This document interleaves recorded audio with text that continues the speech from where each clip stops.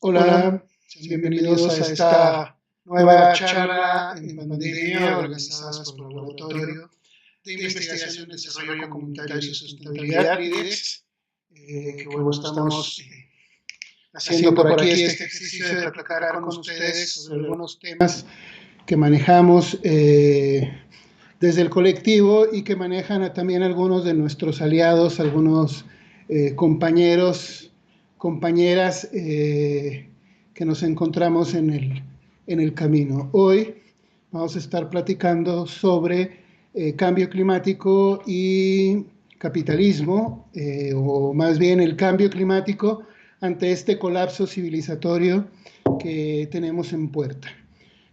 Vamos a estar hablando un poco de lo que se viene, porque a pesar de que hay un discurso por parte de algunos gobiernos donde gracias, así lo dicen ellos, gracias a la pandemia se han logrado reducir los gases de efecto invernadero, pues bueno, esto es como una mentira verdadera, ¿no? Es decir, al haber menos actividad, claro que los gases van a reducirse, pero esto no quiere decir que la crisis climática ya haya cambiado o que la crisis climática ya no exista, sino todo lo contrario, lo que se viene una vez que pasemos esta pandemia provocada por el COVID, bueno, será un aumento significativo en las emisiones, ¿no? Porque lo podemos ver ahorita ya en algunos países que manejaron el tema de que las actividades esenciales estarían regresando. Bueno, vemos que dentro de las actividades esenciales, bueno, están la industria. Y la industria es uno de los principales problemas del cambio climático. Y de eso estaremos hablando ahorita. ¿Cuáles son o cómo estamos en este colapso civilizatorio? ¿De qué se está hablando y de qué no se está hablando en el cambio climático, ¿no? Lo primero que tenemos que entender es que hay una relación directa con la revolución industrial y el aumento de gases de efecto invernadero. Al empezar a industrializarse el material, los productos que hacemos, también hubo un aumento en las emisiones que se arrojaban a la atmósfera y empezamos a tener modificaciones en ella. Claro, esto no se veía de la manera que lo vemos ahora, porque de la revolución industrial hacia el neoliberalismo pasaron algunos años, y en el neoliberalismo es cuando los gases de efecto invernadero producidos por este modelo de producción-consumo voraz que tenemos, lineal, poco sustentable, que mantiene todo este sistema de clases capitalista neoliberal, es cuando se empieza a dar una situación de un aumento insostenible de estos gases de efecto invernadero que cada vez van en aumento y en aumento. ¿Por qué? Porque consumimos demasiado. Y aquí vamos a ver algunas gráficas que hablan de esto. Por ejemplo, nuestra civilización siempre se ha basado en modificar la naturaleza, siempre hemos ido modificando la naturaleza para nuestro propio beneficio, esto es común.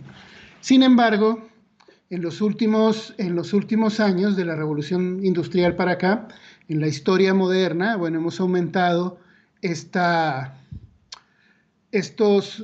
gases,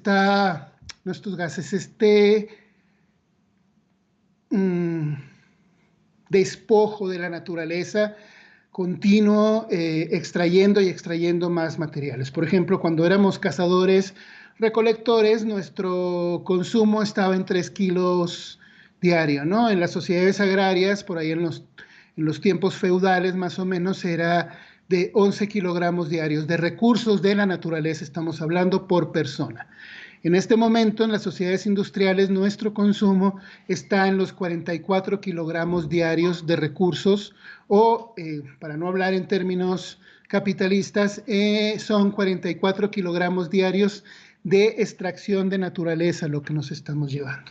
Esto cada vez ha ido en aumento, y mientras más extraemos de la naturaleza, mientras más se produce, mientras más aumentamos y alimentamos este modelo de producción-consumo, bueno, los gases que arrojamos a la atmósfera van aumentando y con esto tenemos este problema de cambio climático que no me voy a detener en explicar de qué se trata el cambio climático porque a estas alturas poca gente no lo sabe, ¿no? Gracias a toda la difusión que se ha hecho y a todo lo que pasó el año pasado, donde el cambio climático estuvo en los medios de manera continua casi todos los días, pues bueno, hay poca gente que no entiende de qué se trata el cambio climático. Mejor hablamos de cómo lo vamos golpeando, ¿no? Aquí les presentamos también otra tabla donde se habla de qué es lo que estamos consumiendo y bueno, lo que más consumimos a veces tenemos una idea y nos dicen que todo el problema que viene y todo lo que hay que modificar en el planeta para que todo se solucione, nos los vienen diciendo incluso muchas organizaciones ambientales, son los combustibles fósiles. Pues bueno, en esta tabla pueden ustedes observar que de todo lo que consumimos no es la mayor cantidad los combustibles fósiles. Claro, son los que más producen CO2 y son los que más producen problemas en la atmósfera, pero no por eso son los únicos, ¿no? Si ustedes observan la tabla entre los metales y los minerales, es decir, con la extracción minera, está ido en aumento y es uno de los principales problemas que tenemos. Y la biomasa, es decir, todo lo que estamos consumiendo, que es orgánico, en la palabra biológica, en el sentido estricto de lo que significa orgánico, bueno, es lo que más aumenta. Y aquí, esto es importante porque esto nos dice que un cambio del modelo es lo que mejor nos lleva a tener una vida fuera de una crisis climática como nos las vienen manejando desde hace muchos años, donde incluso nos dicen que si no cambiamos o no dejamos de usar combustibles fósiles, pues nos vamos a extinguir, ¿no? Cuando en realidad lo que es la problemática mayor tiene que ver con el modelo de producción-consumo, el modelo extractivo, el modelo incluso globalizado del consumo, ¿no? Y aquí más o menos podemos ir viendo de qué manera se va comportando el consumo y la producción. Para que nos demos una idea muy básica, pero importante, de dónde está el problema el problema real de este modelo de producción-consumo y el problema que tendríamos que estar cambiando. Primero, Europa está produciendo 36 kilogramos por día de materiales que nosotros vamos a consumir y consume 43, es decir, que tiene un déficit entre lo que produce y lo que consume, ¿no? Estados Unidos produce 65 kilogramos por día, consume 90 kilogramos. América Latina está produciendo 41 kilogramos por día de materiales que se consumen, pero consumimos 34 kilogramos. África produce 15 kilogramos por día y consume 10 kilogramos. ¿Hacia dónde se está yendo el resto? ¿Qué está pasando con estos déficits que tenemos? Bueno, es fácil entender con esta pequeña presentación entre el consumo y la producción que tanto América Latina y África, es decir, lo que comprende parte del sur global, lo que se produce, mucho de lo que se produce, se está yendo para las necesidades o para lo que el sistema y el modelo de producción-consumo necesitan en el norte global. Es decir, que América Latina, África, esta parte que les comento del sur global, bueno, está funcionando como espacio de materia prima, dirían ellos, para que Europa y Estados Unidos, todo el norte global, mantenga su nivel de consumo, que es una parte importante de la que nos tiene con este tema de la crisis climática actual y que nos está llevando a un colapso civilizatorio.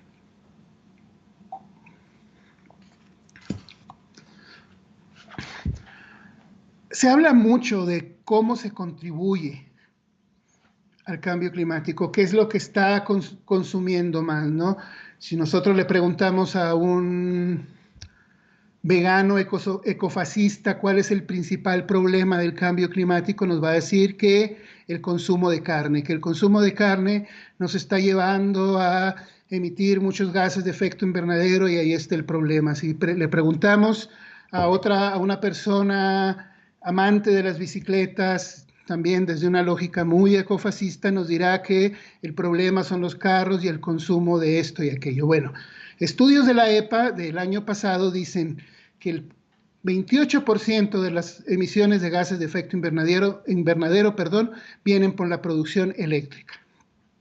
Producción eléctrica que no solo tiene que ver con los combustibles fósiles, sino que la mayor parte de la producción eléctrica viene de megaproyectos, que son unas enormes instalaciones, que de ahí sale la energía eléctrica para distribuirse hacia las ciudades y hacia la industria, generando no solamente una pérdida por este modelo insostenible de producción eléctrica, sino también va generando muchos otros impactos, entre ellos una cantidad enorme de gases de efecto invernadero.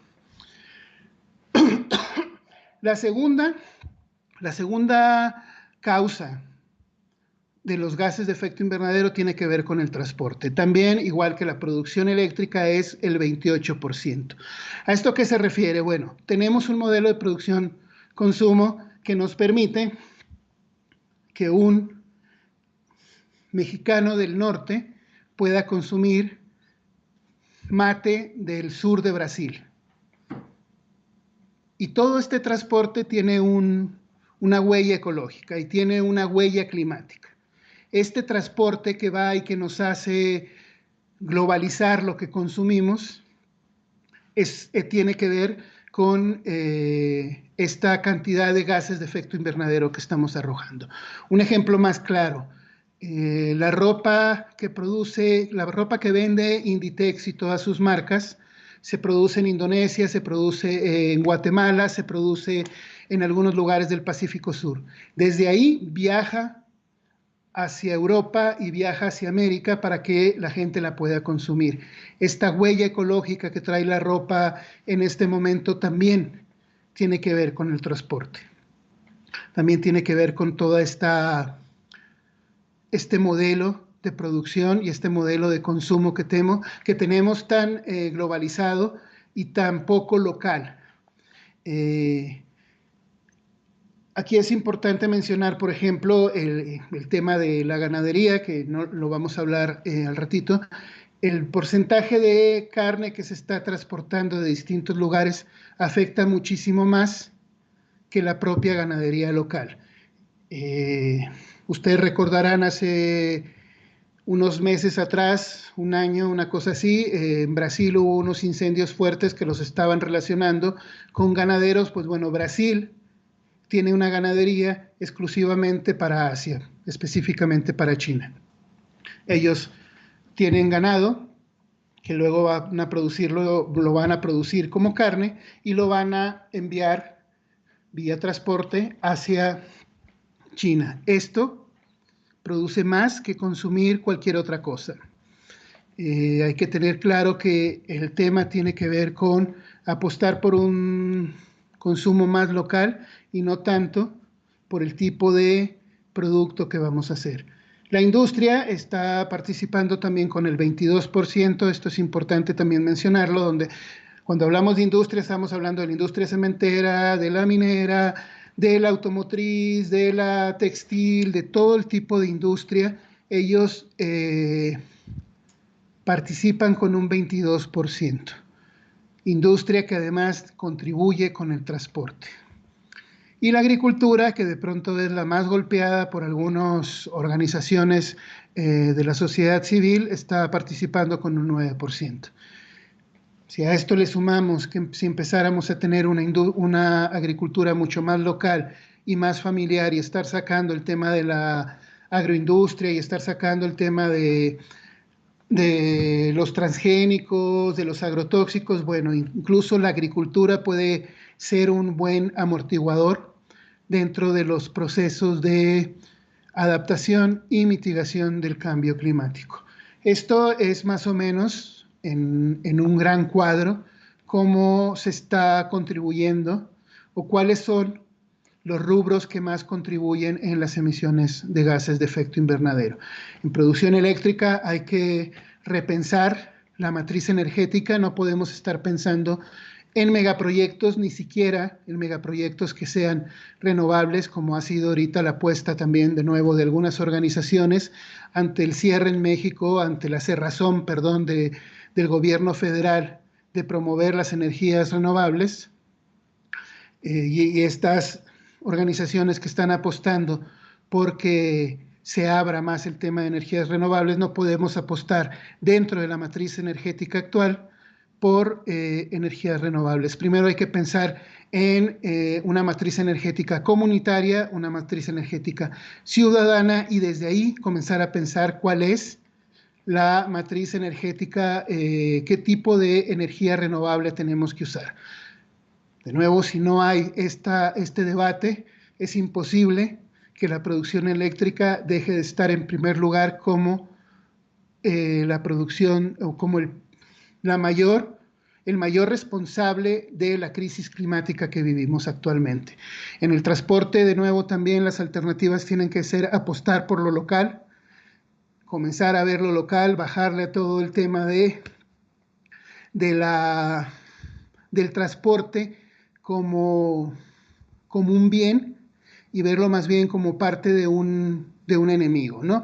Aquí un comentario adicional, por ejemplo, podemos hablar de todo el debate que se tiene en este momento con el tema del Tren Maya en México, donde incluso ya hay gente que está utilizando el argumento de que los trenes son ecológicos, que los trenes son tal cosa, que los trenes no contaminan y una sarta de argumentos que de pronto pueden tener razón, pero lo primero que tenemos que preguntarnos con el transporte es ¿para qué?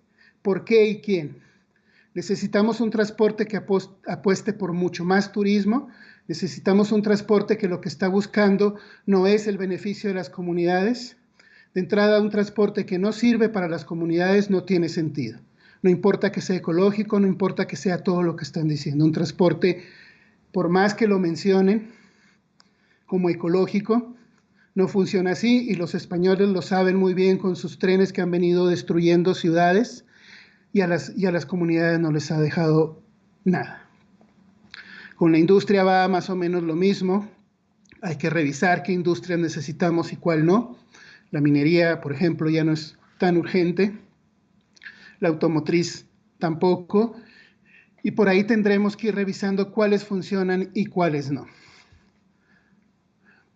De aquí podemos ir cambiando hacia otros aspectos también que tienen que ver con los impactos que está haciendo el cambio climático en el planeta Tierra, en la naturaleza. Por ejemplo, tenemos un aumento de más de 400 partes por millón de los gases de efecto invernadero, es decir, que una misma temperatura que hace 5 millones de años. Estamos acercándonos a una temperatura o a una cantidad de gases de efecto invernadero que históricamente nosotros como especie no la conocemos y que no la conoce ninguna de las especies actuales. Tenemos un cambio de temperatura que trae cambios en el clima y trae una desestabilización ecosistémica. ¿A qué nos referimos con esto? Bueno, a veces nos quieren hacer creer que los cambios en el clima son así como siempre va a ser mucho calor o siempre va a ser mucho frío. Lo que tenemos es desestabilizarse. No hay una manera de mantenerlo. Los ecosistemas, la mayoría de los ecosistemas, pero hay algunos como los desiertos, por ejemplo, necesitan un clima estable para poder llevar a cabo sus procesos. Esto lo que está ocurriendo es que se están acabando con ecosistemas completos, ¿no? El caso, por ejemplo, de los desiertos, que en México del Norte tenemos los 2 desiertos más grandes del mundo, el desierto de Sonora y el desierto de Chihuahua, es un riesgo grande porque tendremos menos agua, tendremos menos vegetación y esto va pegándole fuerte a una región importante, ¿no? Porque es todo el norte del país. El aumento de la temperatura a 2 grados es histórico, es decir, que no sabemos a ciencia cierta qué pasará con el planeta, a pesar de este descanso, dicen algunos filósofos, es que estamos en un punto en el que estamos a nada de aumentar estos 2 grados. Y una vez que los aumentemos, independientemente del tema de la pandemia o no, estamos ante una situación inédita para nosotros como especie y cualquier cosa que podamos especular ahorita, cualquier cosa que podamos decir más bien, es meramente especulación. Pero bueno, esto tenemos que entender lo que no significa la extinción de los seres humanos. Esto significa que va a haber unos cambios geopolíticos drásticos, cambios geopolíticos que darán una vuelta completa a todo lo que estamos viviendo actualmente, a todo lo que conocemos como este modelo de producción-consumo, este sistema. Y lo que vemos es que no va a ser un cambio para bien. Lo que vemos es que estos cambios geopolíticos, las clases dominantes se están empoderando aún más de lo que ya estaban y las clases dominadas están siendo mucho más afectadas. El aumento de las zonas de sacrificio en el sur ha sido mayor en los últimos 10 años que lo que había sido antes en toda la revolución industrial para acá, ¿no? Esto es porque se está preparando un nuevo escenario en el que otra vez la humanidad no se extinguirá, pero sí va a haber ahí un reacomodo del sistema de clases en el cual todo parece indicar que a nosotros, la clase obrera, no nos va a ir del todo bien, ¿no? ¿Qué ha estado pasando con esto? ¿Qué es lo que han venido haciendo los gobiernos con esto, ¿no? Porque escuchamos hablar mucho, hay discursos, hay eventos, en todos lados nos están lanzando todas estas malas noticias de las que estoy hablando yo ahorita, pero bueno, ¿qué se está haciendo? Bueno, hay 25 años de conferencias de las partes sobre cambio climático de la ONU, conocidas como COPs. Tienen 25 años reuniéndose cerca de 400 países para ver qué va a pasar. Hasta la fecha esto sigue aumentando y todavía no se ve nada. Lo más cercano a ver un resultado según los gobiernos fue el Acuerdo de París, que la verdad es que el Acuerdo de París, como todos los otros documentos que han salido, es un acuerdo no vinculante, es decir, que los gobiernos no están obligados a nada y pueden continuar haciendo sus procesos contaminantes y arrojando sus emisiones sin que nadie les diga nada. El mejor ejemplo que les puedo dar de esto es que en México, mientras se firmaba el Acuerdo de París, que ese ya le tocó al nuevo gobierno federal, mientras estaba firmando y que se estaban comprometiendo, entre comillas, a la reducción de gases de efecto invernaderos, se estaba terminando de armar la construcción de la refinería de Dos Bocas. Es decir, que el gobierno actual nos estaba obligando como país a no reducir los gases de efecto invernadero al menos por 30 años. Eso es lo que implica tener una refinería. Lo que implica tener una refinería es que México no va a reducir sus gases de efecto invernadero por al menos 30 años más. Después tendrán que empezar a ver qué es lo que va a pasar. Esa es otra de las cosas que ha ido quedando acá. Cientos de documentos que no son vinculantes ni entre países ni dentro de los países y que no se obligan absolutamente nada. Son documentos muy bonitos, firmados, comprometidos, pero que no pasan de ser un documento que se firmó en ese momento y del cual ya no se va a volver a hablar. Después tenemos los mercados de carbono. Los mercados de carbono no son sino la forma que el capitalismo se va aprovechando de una crisis climática, una crisis ambiental, como lo hace en todas las otras problemáticas que tenemos, sociales, ambientales, económicas, etcétera, etcétera. Los mercados de carbono es que yo puedo comprar para que alguien contamine por mí, o que alguien contamine menos para yo seguir contaminando lo mismo que estoy contaminando hasta ahorita. No hay un cambio.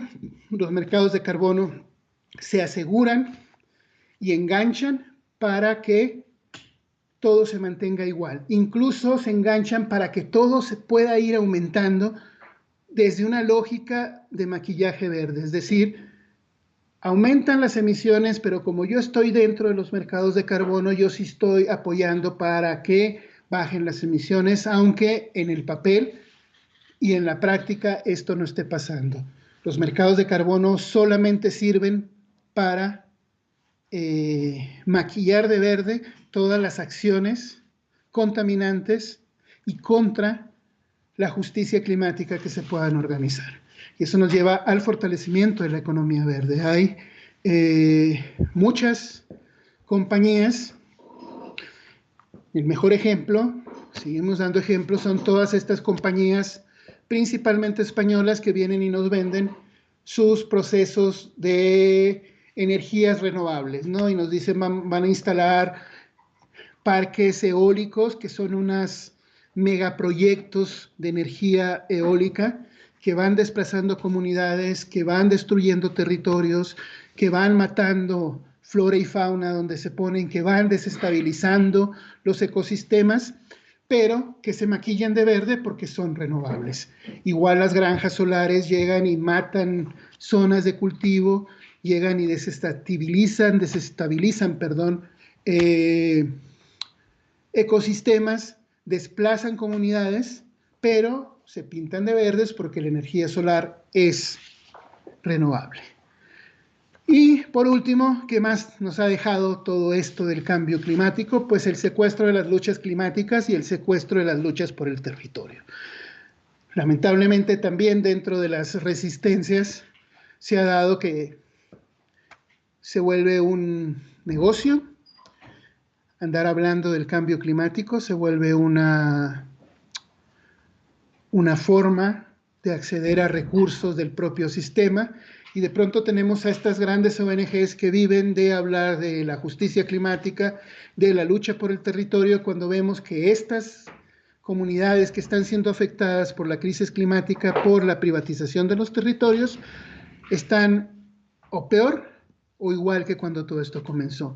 Hay un secuestro de la lucha climática por parte de las ONGs, hay un secuestro de la lucha climática por parte también de muchos académicos, cuando el problema de la crisis climática tendría que bajar al territorio, tendría que verse desde las propias comunidades tendrían que estarse apropiando de los términos, utilizándolos y a veces resistiendo desde ahí, porque son las que están siendo afectadas, son las que están viendo la pérdida de sus ecosistemas, la pérdida de la naturaleza, mientras que al otro lado lo que están viendo es una buena manera de sacar plata, ¿no? A 25 años de las conferencias de las partes sobre cambio climático, lo que vemos es justamente eso, la crisis climática como una buena oportunidad para muchos actores dentro de ella de seguir capitalizando las resistencias contra la economía verde, contra los mercados de carbono, contra los documentos no vinculantes, ¿no?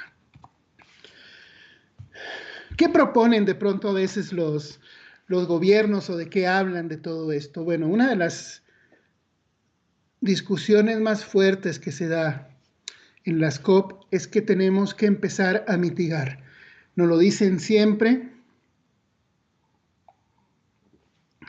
nos los están machacando, hay que reducir los gases de efecto invernadero, hay que bajar los gases de efecto invernadero. Hay que buscar las medidas de mitigación. Bueno, la mitigación es global y ya no podemos lograrla. Ya no hay una forma real de poder reducir los gases de efecto invernadero. Podemos detener la cantidad de gases de efecto invernadero que estamos arrojando hacia la atmósfera, o, siendo más claros, que está arrojando el modelo de producción-consumo y el sistema de clases hacia la atmósfera. Lo podemos reducir, lo podemos detener, no reducir. No hay vuelta atrás en todos los efectos que tenemos encima. Esto ya no los podemos parar. ¿Qué tenemos que apostar entonces? A la adaptación. ¿Por qué? Porque la adaptación es local. Tenemos que aprender a adaptarnos a las nuevas circunstancias desde la propia comunidad. No hay otra forma no hay otra forma que funcione si no es comunitaria, si no es horizontal y si no tiene un enfoque ecosistémico. Si no entendemos que nuestra comunidad pertenece a un ecosistema y que tenemos que actuar dentro de estas dinámicas ecosistemas, no hay cómo, no hay otra. La adaptación tiene que ser local, tiene que ser comunitaria y tiene que ser horizontal. Ninguna reunión de gobiernos, que la próxima será en marzo, si el COVID nos deja, dirían por ahí, será en marzo en Glasgow, otra vez para seguir discutiendo, para no llegar a acuerdos, para tener el cabildeo que se tienen contra las empresas y para seguir hablando de mitigación y para seguir pensando que la adaptación se puede dar desde el propio modelo, desde el propio sistema. Esto no va a ser así, no puede ser. ¿Por qué? Porque el responsable del colapso, porque el responsable de lo que estamos viviendo es el modelo de producción-consumo. Son estas prácticas que mantienen al sistema de clases en el que están los gobiernos, en el que están las transnacionales, en el que están todos estos entes que a veces no somos capaces de dimensionar, actuando contra nosotros, para ellos mantener el poder y el control del planeta. Ellos son este modelo de producción-consumo, es el responsable. Si no lo cambiamos, si no buscamos esta adaptación local, si no buscamos ir construyendo esta comunidad horizontal y ecosistema de la que les hablaba, no hay cómo. No podemos darlo desde los gobiernos y no se puede dar desde las economías globales. Esto no hay una solución desde ahí. Cualquier cosa que se plantee desde esa lógica está condenada al fracaso para nosotros y al éxito para este sistema de clases que aún se mantiene. No podemos pensar si es mitigación o adaptación. Tenemos que pensar que en este momento lo que nos queda a las comunidades es la adaptación. Lo que tenemos que hacer desde las comunidades con el cambio climático es la adaptación, porque además una medida de adaptación, mencionemos una en la que trabajo bastante, una política y una filosofía como basura cero, es una medida de adaptación local. Lo hacemos en casa, lo hacemos en el barrio, lo hacemos en la comunidad. Una vez que empezamos a armar un proyecto de basura cero en la comunidad, comenzamos a arrojar menos gases de efecto invernadero. Entonces, al momento de que echamos a andar cualquier proyecto comunitario de adaptación al cambio climático, por pura lógica y sentido común, se convierte también en una medida de mitigación.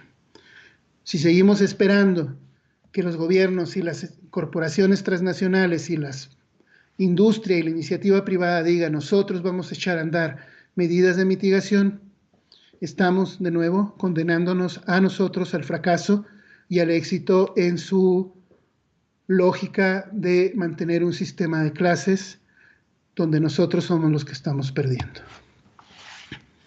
No iba a ser una plática muy larga ahora, estamos tratando de también hacer las pláticas un poco más cortas que antes. Dejo aquí dos comentarios que me gustan mucho, pero antes de hablar de ellos, que ustedes ya los están leyendo, bueno, primero, agradecerle a los compas, a Alain de No es Basura, por todo el apoyo que nos echa para que estas charlas en pandemia se estén dando, que podamos seguir echándolas a andar e invitándolos a que sigan buscándolos por acá en la fanpage de Facebook de LIDEX, que estamos aquí para... Ahí pueden contactarnos y buscar más información de lo que hacemos. También en NEP Digital, por ahí encuentran un poco de lo que los compas hacen. Agradecerles, vamos a estarles pasando la información de los próximos charlas que estaremos transmitiendo por acá. Y bueno, me despido con esta frase de Pearl Jam, que para mí refleja lo que tenemos que estar haciendo en este momento y siempre, que es un momento de darle un descanso a los actos formales, es el momento de plantar semillas de reconstrucción y ya no es momento de fingir resistencia, ya hay que partir a comenzar a armar resistencias desde la comunidad y empezar a actuar desde ahí. Nos vemos el otro viernes, ya les avisaremos quiénes estarán participando en la charla y de qué charla será. Traemos ahí algunas en la lista de cuáles estaremos pasando, pero bueno, espero que esta, que fue creo que la charla más corta que hemos tenido, les haya gustado y bueno, nos vemos pronto. Hasta luego.